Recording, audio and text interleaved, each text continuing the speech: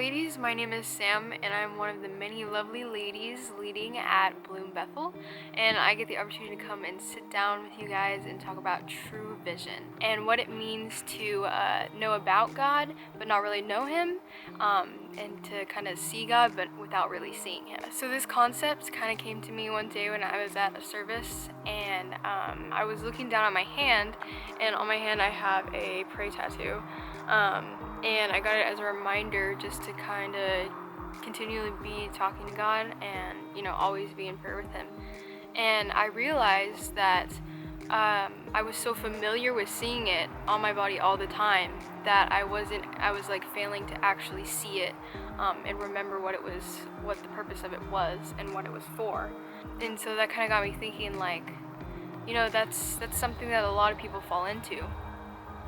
We're so familiar with church and with things surrounding God and the culture of God, that sometimes we fail to actually see Him. So one of the passages I want to read today is about Jesus healing the blind man in John 9 verses 35 through 39. It says, "Jesus heard that they had cast him out, and when he had found him, he said to him, 'Do you believe in the Son of God?' He answered and said, 'Who is he, Lord, that I may believe in him?' And Jesus said to him, 'You have both seen him, and it is he who is talking with you.' Then he said, 'Lord, I believe.' And he worshipped him.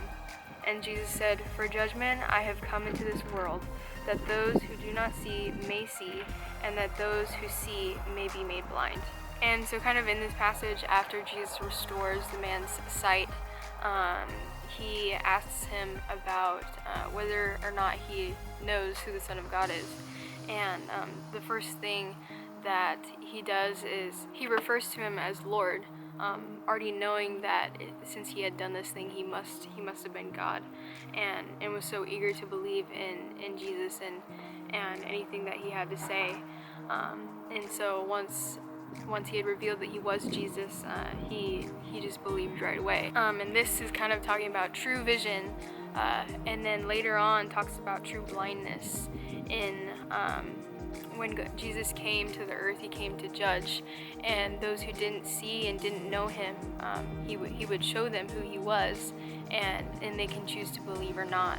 And those who did see him and chose to reject him would become blind. And so I think that's something that's really important to think about, is what is our attitude towards Jesus?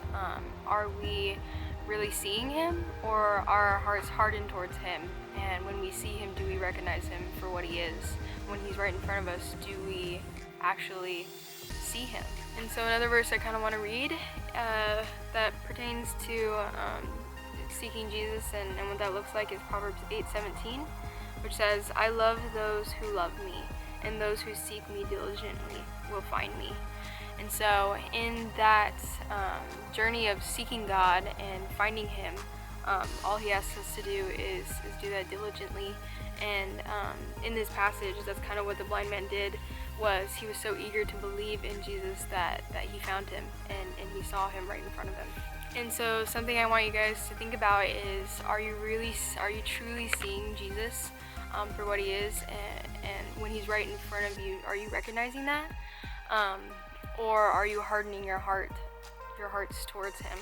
I think it's really important to just be aware of our attitude towards Jesus and what our hearts look like towards him.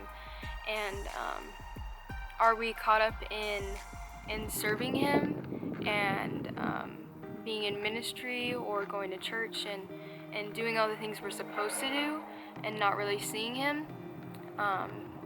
Or are we seeking him diligently? One of the things that God calls us to is to know him, and if we don't genuinely know God, our lives are not going to show God. And so in that, like Proverbs 8:17 was talking about, we need to seek him diligently and truly believe in order to know him more, and for that to show in our lives, and for God to be seen in our actions. And what I want to leave you guys with is, don't settle for knowing about God, but really strive to actually know him and to know his character and to seek him diligently. and to get in the Word and like really understand what He's about and what He means in His actions and what He's done throughout all the stories in the Bible, and just really get to know Him.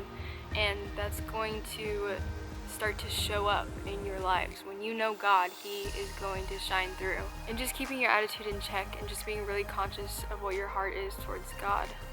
Is it humbled and diligently wanting to believe and seek Him? Or is it hardened to actually being able to see Him and kind of resulting in blindness? Thank you gals for tuning in, and make sure to come back next Friday at 6 p.m. for another quick little message from one of our other Bloom leaders.